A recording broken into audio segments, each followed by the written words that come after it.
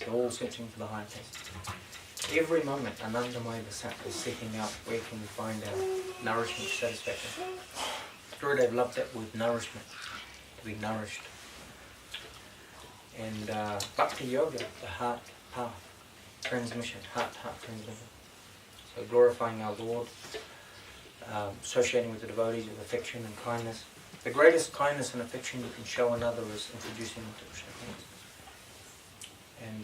And in a very sweet, affectionate way. The all-attractive Lord and the all-attractive devotees. So, great prospect. Natural language. Yeah, natural. Always in a natural way. See, why natural? Because the soul, by nature, wants to serve. The soul, by nature, is a serving unit. So when you come to Krishna consciousness, you're moving naturally. So it's not like there is a stage of duty, and where maybe we force ourselves. I feel like sleeping. Maybe I need to chant for a day's ending, and we haven't maybe chanted our rounds. But the mood of service is natural. It's just who do we serve? Where do we place our service tendency? So we're being trained in the practicing stage as practitioners in the process of practice. So two aspects of bhakti. The initial stage is called the vidhi bhakti, vidhi rag, rule, regulation. We don't yet have raga, spontaneous attraction for the Krishna conscious conception and worship. But it will gradually come as our hearts are cleansed and washed, and it will have a natural attraction.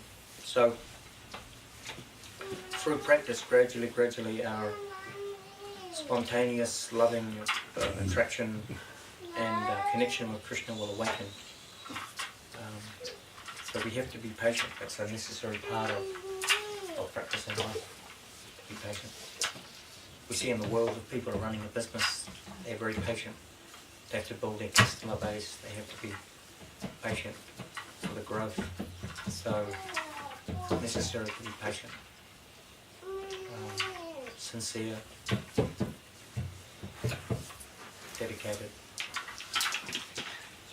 But always easier practicing life in the company of others. We have some sincerity and some enthusiasm for Krishna consciousness. Once a soul glimpses something of that taste of Krishna consciousness, then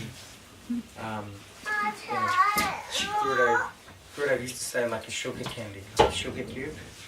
Once you've had some taste from the hand of the master, then where else can you get that higher taste? That sweetness, that devotional mood. Nothing compares, nothing compares to that high taste. And always, the Vaishnavas, the Acharyas there, coaxing us, encouraging us in a loving way.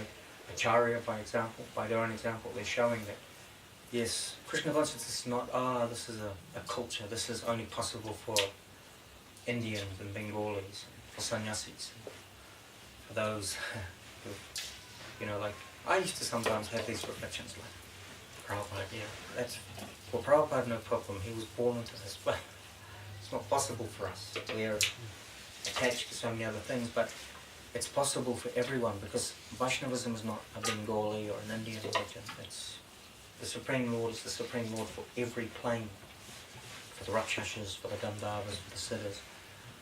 From the highest planetary system to the lower planetary systems, the Supreme Lord is wanting to attract all. It's just our sanskars have given us birth in the West and so many other things, but we're also fortunate because it may be a Western birth, but once faith is established and awakened, it matters not your birth, your sanskars, your conditioning.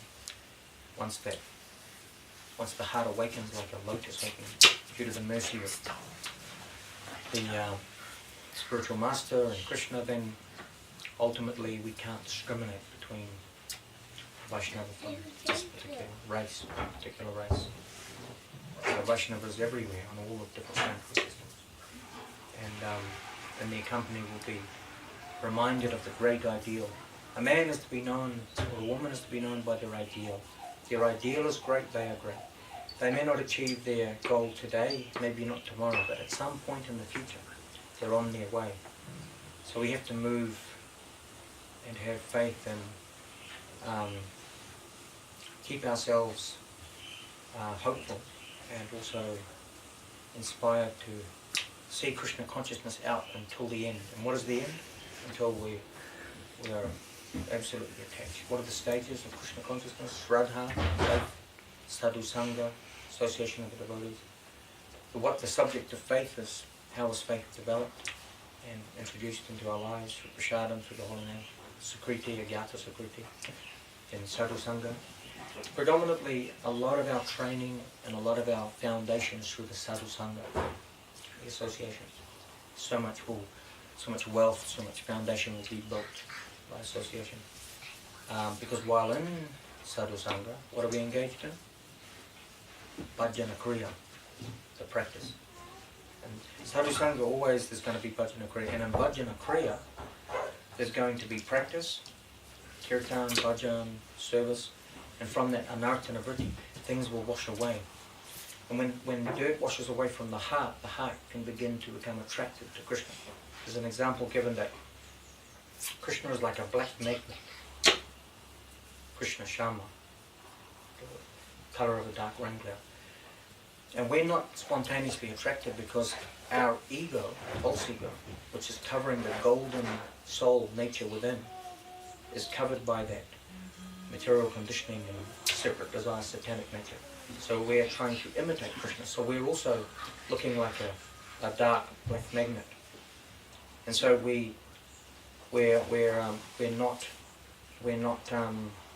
in competition with Krishna. So we're moving away. But the Krishna consciousness, the practice in life, will wash away the coal, wash away that which is surrounding that pure gold, that devotional nature, the pure soul. And as that washes away, the big magnet of Krishna consciousness will attract the gold. So you'll actually start naturally moving always, continually in attraction. You will start transcending. Your anarthas will begin to move away automatically. Then so Shraddha, Sadhu Sangha, Bhajana Kriya, Anartha Nivritti. Then Nishta. Nishta means you'll become steady. And we know 3 stages. Physical, the body is engaged in service physically.